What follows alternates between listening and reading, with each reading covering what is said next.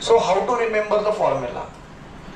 X is equal to minus b plus minus root b square minus 4ac upon 2a चा formula पाठ कसा करायचा? तर त्याची मेन स्टेप काय?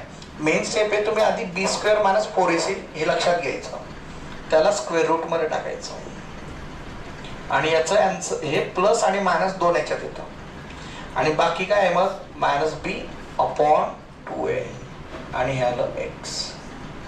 काय सांगितलं? b square minus 4ac root मध्ये plus minus minus b upon 2a आणि याला लिहिताना कसं लिहिलं जातं? जे रूट आहेत ते कसे निघतात ते बघा, once minus b plus root b square minus 4ac आणि सॉल्व करत असताना सुद्धा b स्क्वेअर मायनस 4ac आधी सॉल्व करायचं असतं आणि x is equal to minus b minus root b square minus 4ac upon 2a.